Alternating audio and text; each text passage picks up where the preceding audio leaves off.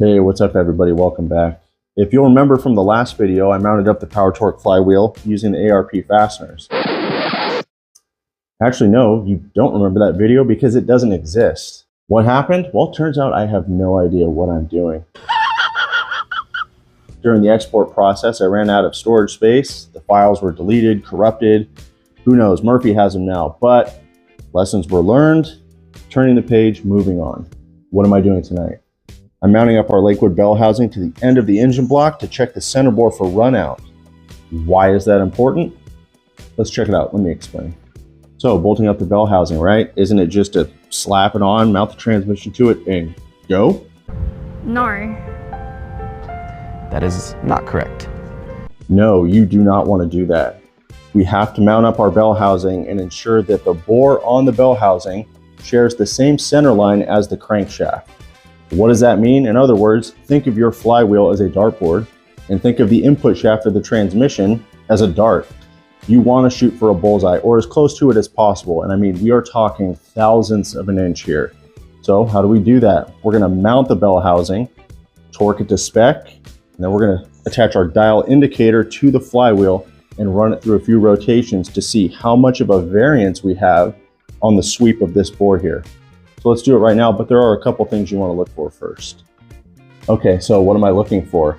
The first area I'm going to inspect is the mounting flange on the back side of the engine block. The mating surface needs to be free of any imperfections, nicks, burrs, corrosion, you name it. Anything that would prevent the Bellhousing from sitting flush against the back side of the block when it's bolted in place needs to be corrected. This is an iron block, so I don't see much going on here, but if you have an aluminum block, all it takes is a small bump to create a burr or nick that could completely throw off your measurements. Beyond that, I'm looking for the dowel pins to make sure they're in place. These are what locate the Bellhousing and align the center bore with the center line of the crankshaft. While I'm at it, I'm also going to inspect the mating surface of our new Bellhousing. I know it's brand new, but things get bumped around in shipping, dropped. I'm kind of clumsy. I may have hit it against the shelf here or there. So I'm just making sure we have a clean mating surface. So once we bolt everything up, we know it's true, straight, ready to go. So let's mount it up, torque it into position, and we'll take our measurements. Okay, so I verified that both mating surfaces are clean and free of imperfections.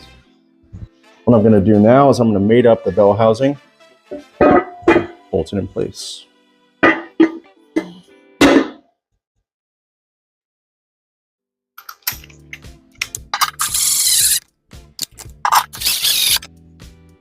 You'll notice I'm skipping these holes. These actually aren't used on the LS platform. This is a universal Bellhousing that'll also work with a small block Chevy.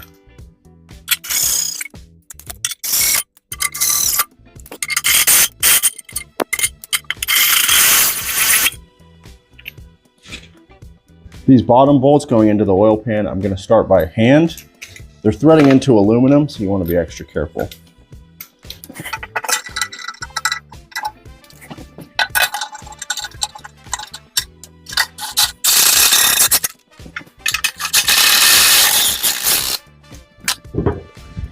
Okay, now I'm going to snug these by hand.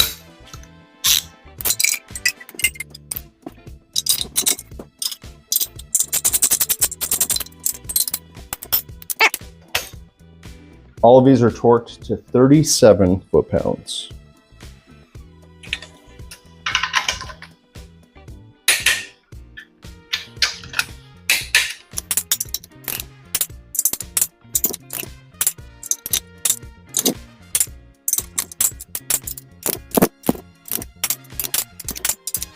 All right, that's done. So now we're going to mount the dial indicator to the flywheel to check our bore. Okay, so to do this properly, you're going to need a dial indicator with a magnetic base. Luckily, in our case here, we have a clutch fork opening, which will make mounting this into the flywheel a little easier. This opening's kind of small. Let's mount it up. Okay, so the Bellhousing is mounted. All of the fasteners are in place and torqued to 37 foot-pounds. The dial indicator is securely mounted to the flywheel. Now I'm going to go ahead and zero that dial indicator out and start our rotations. It's also worth mentioning, if you have spark plugs installed in the cylinder heads, now's a good time to remove them. It's going to make rotating the engine a lot easier. Okay, so we have it set up. We have our gauge zeroed. What I'm going to do, I'm actually recording this and then I'm going to play it back and look at it because I don't have anybody to turn the crankshaft for me. So what we're trying to do, like I said, we're finding the low spot. The low spot is going to be our 0. So I'm going to rotate the crankshaft 360 degrees. See what we get.